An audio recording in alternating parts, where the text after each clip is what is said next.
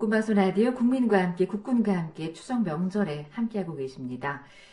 이번 코너 자기계발을 위한 비결과 행복한 성공 노하우를 듣는 시간인데요. 오늘은 추석 명절이고 해서 이 행복한 가정을 위한 성공 법칙이 어떤 것이 있는지 들어보도록 하겠습니다. 중소기업 마케팅 디자이너 조기선 씨 나오셨어요. 어서 오세요. 네, 안녕하세요. 명절 어떻게 보내셨나요? 네. 대한민국 주부답게 명절 보내고 있습니다. 그래요. 이 대한민국 주부들은 참 대단하죠. 명절 그렇죠? 때 네. 일하고 아이들 키우고 또 나머지 본인들이 해야 될 일이 있으면 또 그것마저 네. 해야 되고요. 부모님 모시는 분들도 계시고 네. 그런 거 보면은 참 대한민국 주부님들은 상을 받아도 될 것 같은데요. 네. 이 추석이면 모처럼 일가 친척, 형제들이 모일 텐데요. 요즘은 이렇게 가족이 모이는 명절이 썩 즐겁지 않은 곳이 더 많은 것 같습니다. 저도 주부라서 그런지 명절이 마냥 즐겁지만은 않은데요. 네. 강 박사님은 어떠신가요? 마찬가지죠. 네. 집안 청소하랴, 음식 준비하랴, 또 음식 차려야 되죠. 설거지 네. 해야 되죠. 네. 이런 일들이 사실 이렇게 딱이 티도 안 나면서 일이 끝이 없이. 끝이 없는 네. 일들이기 때문에 이게 그렇죠. 힘든 것 같더라고요. 네. 저는 5형제거든요. 일남 4녀 중에 선도 안 보고 데려간 데는 셋째 딸입니다. 네. 어릴 때는 참 대가족이라고 생각했었는데 지금은 다 결혼해서 여동생 2명은 미국에 살고 있고 언니는 울산에 있고 서울에는 저와 오빠 그리고 부모님이 살고 계신데요.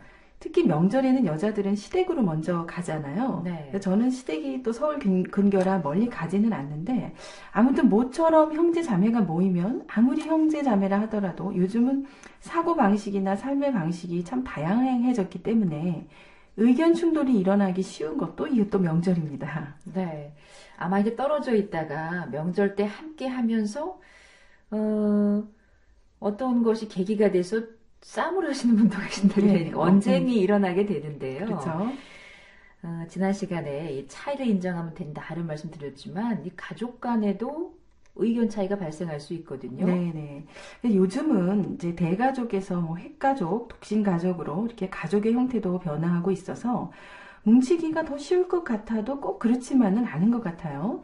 또 가족이나 효의 개념도 많이 변하고 있는데요.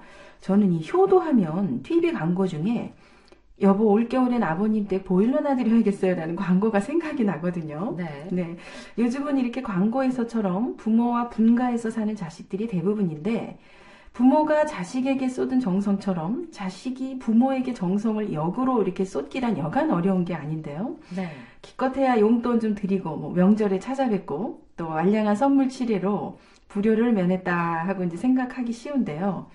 반면에 또 부모는 바쁜데도 자식이 먼 곳에서 온 것만으로도 고맙고 또 어렵고 힘든 세상에 식솔건사하면서 사는 것만으로도 족하다고 여기죠. 이 참 역지사지가 어려운 관계가 부모-자식 관계인 것 같습니다. 네. 그래서 내리사랑이라고 하잖아요. 네.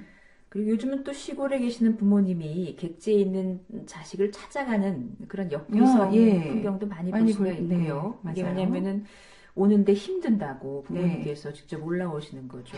자식을 찾아서 역으로 올라오시죠. 그래서 오늘은 이 효에 대한 얘기를 해볼까 하는데요.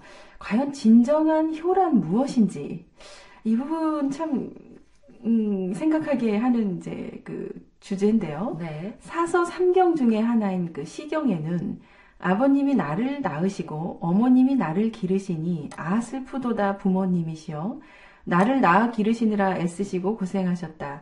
그 깊은 은혜를 갚고자 하나 은혜가 하늘 같아서 다함이 없도다. 이제 이렇게 표현을 하고요. 네. 나를 낳으시고 길러주신 부모님의 한없는 은혜를 다 갚을래야 이제 갚을 수가 없다는 건데요. 그렇다고 해서 효도를 강요하게 되면 오히려 불효를 낳습니다. 네. 예를 들면 이런 거죠. 홀어머니가 외아들을 고생해서 길렀어요. 돈도 악착같이 벌었단 말이죠. 그런데 아들이 결혼해서 며느리가 들어오니까 고생해서 번 돈을 다 며느리가 차지할 것 같거든요. 아들도 뺏기고 재산도 뺏긴다는 생각만 있는 거죠. 그러니 홀어머니는 그 며느리가 미운 거고 매일 싸웁니다. 네. 그리고 아들에게는 내가 너를 어떻게 길렀는데 여자한테 푹 빠져서 부모도 안 챙긴다는 어떤 원망, 푸념 이런 말만 하니까 아들은 엄마가 싫어지고 점점 어머니를 멀리하게 되고 급기야는 명절에도 안 찾아가게 되는 이제 이런 일을 참 많이 보는데요. 네.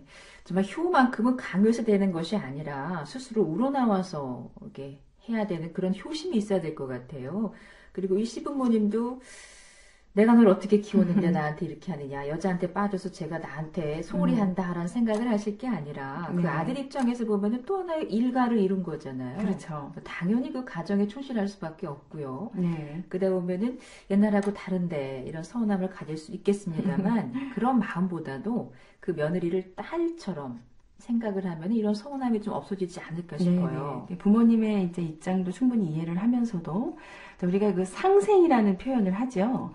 이 상생이라는 말을 그 한자를 보면 서로상 날생입니다.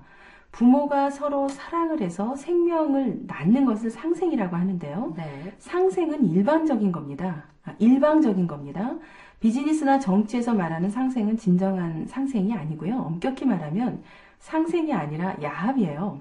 내가 이걸 도와주니까 너는 이걸 도와라. 이런 관계는 상생이 아니죠. 네. 부모와 자식의 관계가 진정한 상생 관계입니다. 근데 상생은 대가를 바라지 않는 거거든요. 네. 그렇죠. 부모가 자식을 키우기 위해서 희생한 그런 부분들을 굉장히 달게 감수하시는 것 같아요. 네. 뭐 자식에게 어떤 대가를 바라고 그렇게 키우진 않잖아요. 그렇죠. 네. 이게 진정한 상생이라는 건데요.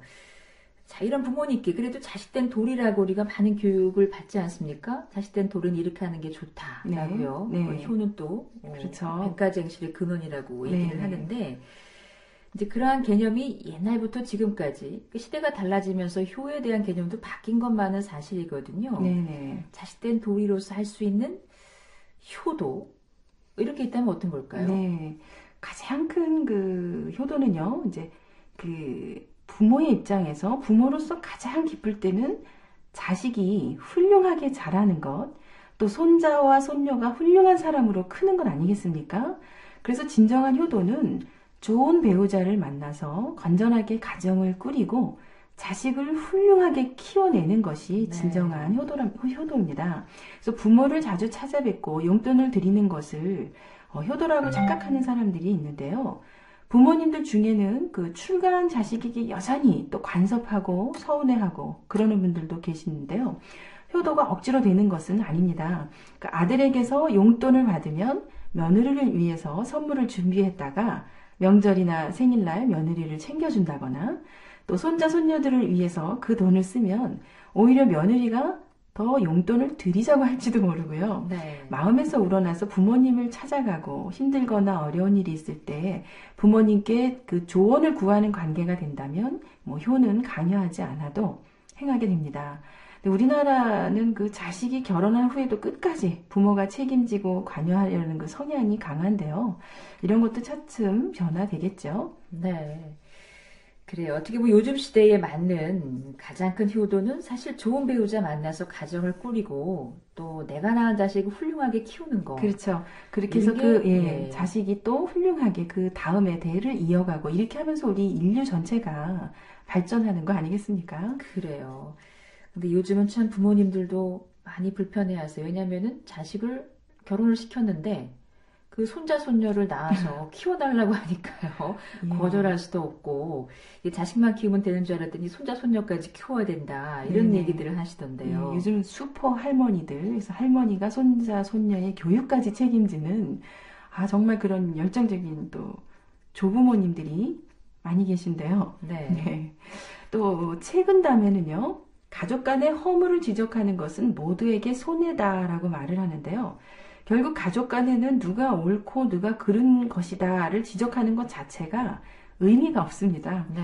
설령 형제가 잘못했다 하더라도 그것을 지적하면 결국 자신에게도 이득이 안 된다는 건데요.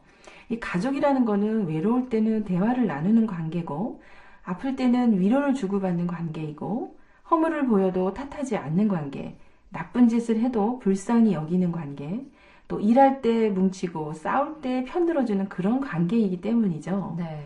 그래서 이 나의 가족뿐만 아니라 남편의 가족, 아내의 가족도 마찬가지입니다. 비록 가족 중에 누군가 허물이 있더라도 아주 미운 사람이 있더라도 그것을 지적하기보다는 오히려 마음으로 이해하려는 게 더 필요할 텐데요. 네. 네. 아마 명절이라 가족들끼리 모이셨을 거예요. 네, 근데 네. 오늘 이 말 참 좋네요. 네. 가족은 외로울 때 대화를 네. 나누는 관계이고, 네, 아플 네. 때 위로를 주고받는 관계, 네. 허물을 보여도 탓하지 않는 관계, 뭐 네. 나쁜 짓을 해도 불쌍히 여기는 거, 일할 때 뭉치고 싸울 때 편들어주는 관계다라는 네. 것을 새겨주셨으면 네. 좋겠습니다. 그 집안에 누구든 그 아주 그 미운 짓 하는 사람들 꼭 한두 명씩 있거든요. 네. 어느 집안이든. 그럴 때 그 사람을 사실 그 어떤 너가 잘못됐다는 걸 이렇게 지적하기보다는 오히려 그런 사람을 따뜻하게 대하고 보듬어 주면은 그 사람은 마음을 열고 나의 편이 되어주죠. 네. 그렇군요. 자, 추석 명절에 함께한 시간이었습니다. 오늘도 좋은 말씀 잘 들었고요. 남은 명절 기간 잘 보내시기 바랍니다. 네, 감사합니다. 네, 행복한 성공 법칙 중소기업 마케팅 디자이너 조기선 씨와 함께했습니다.